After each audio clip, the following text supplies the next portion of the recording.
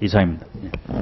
예, 이석현 의원님 수고하셨습니다. 김광진 의원님 하시고 백군기 의원님 하시겠습니다. 김광진 의원님 질의하십시오. 예, 민주당의 김광진입니다. 저는 원래 기본적으로 성향 자체가 약간 민족주의와 국가주의가 좀 강한 편이어서 이와 관련한 배상이든 보상이든 뭐 이런 것들은 국가가 좀 무한 책임을 져야 된다 이런 생각은 좀 강하게 가지고 있습니다. 앞서서 뭐 취지나 이런 것들은 다들 많은 분들이 말씀해 주셔서 그 부분은 언급하지는 않겠고요. 결국은 이제 돈과 관련한 문제에 있어서 뭐 이렇게 논의가 계속 되는 것 같습니다. 근데 그 부분에 대해서도 저는 좀 국가가 전향적으로 좀 생각했으면 좋겠다는 생각이 드는데요.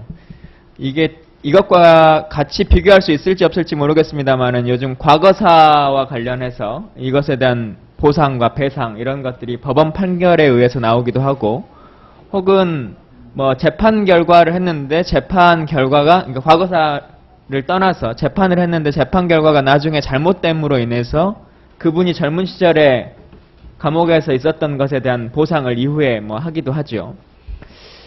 과거사와 관련해서 지금 여기 아까 주신 자료에 보면 문 교수님 자료였던가요? 이게 금액이 보상금 13페이지에 있는데요. 보상금의 규모를 뭐 어떻게 할 거냐에 따라 다르겠지만 7급 상위자 수준으로 보상을 하면 약 713억 원 정도의 재원이 필요하다 이렇게 했는데요. 그 과거사와 관련한 재판으로서 국가 배상금이 연간 어느 정도나 되는지 뭐 모르실 것 같아서 연간 1340억 정도가 국가가 과거사 문제로 재판 결과로 배상을 해주고 있습니다. 그런데 여기에는 이제 여러 가지 것이 포함되는데 예를 들면 뭐 재판 결과가 잘못돼서 그런 것들이 보상도 있지만 어떤 분 같은 경우는 당시에 그 교사도 아니었고 대학교 때 이제 그 교사가 될 수 있는 학과를 다니셨는데 이 재판으로 인해서 학교를 중도에 못 다니게 되셔서 이후에 교사가 지금까지 됐었으면 받을 수 있는 급여를 산정해서 10억 5천만 원 정도를 배상받은 경우도 있습니다. 그래서 결국은 이게 뭐 단순한 것의 문제가 아니라 아까 말씀하실 때 천문학적인 규모의 금액이 나올 수도 있다 하셨는데요.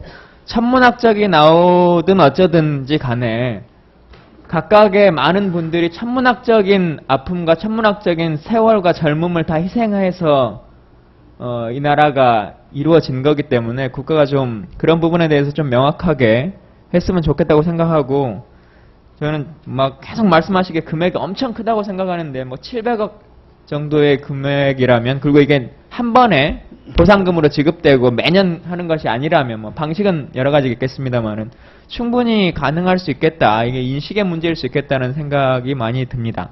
하나만 여쭤보고 싶은데요. 그 지금 뭐 배상 자체는 그렇다 치고 이중 징집에 대한 문제도 있지 않습니까?